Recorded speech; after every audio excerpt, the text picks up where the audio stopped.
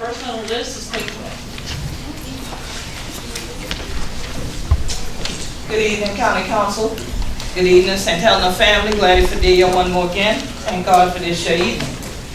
One thing we learned when we've been growing up on this island and thing like that, is when Hunter know better, Hunter do better. So back in the 1990s and thing like that, if people ain't been cracking, they been know better. Because they've been on shelter.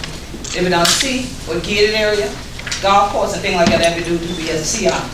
So they come up with this thing, Hunter children called the CPO. So for those who are communists, y'all ain't been here, it is very clear to us what was already happening around St. Helena Island back in the 1990s. We'd already seen it happening since the 1950s. And those gated areas and the proliferation of golf courses and resorts was not helping with cultural sustainability. In fact, we saw environmental destructionment is what I call it, and degradation. We've witnessed how our seafood industry has started to decline. We've witnessed places that were closed off from us, where we literally nap on, well, we have to nap on to stay alive over all of these years, just in my lifetime alone. And so it's been vital to me to be able to contribute back to my island by serving as the chair of the CPO committee more than one time and currently. And to say that down zoning is not a part of the plan of the Cultural Protection Overlay District. Part of the plan of the Cultural Protection Overlay District is to make sure every time there's a comprehensive plan that we hear from the citizens of Beaufort County, not every other county. And when it comes to St. Helena Island, it's vital and important to hear from those who've been here and just come in this now. And there are a lot of people who want to contribute tonight who don't live on St. Helena, aren't native to St. Helena.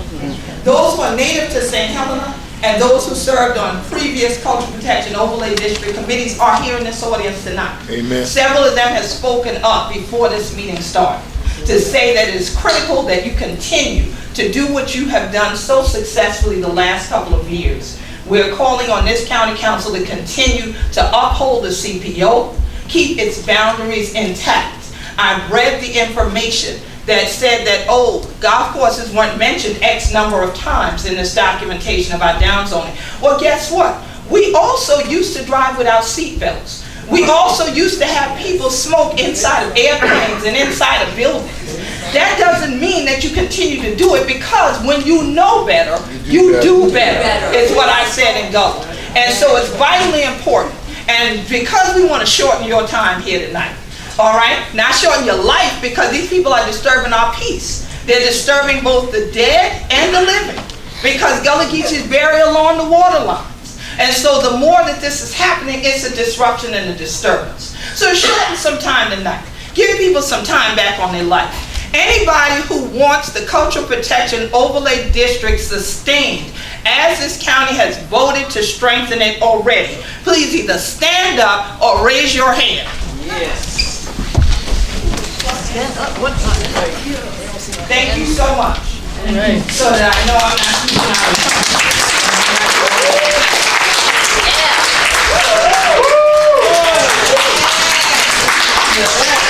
The last thing I want to add to this is just to simply say that the degradation has caused to even create a golf course involves clear cutting.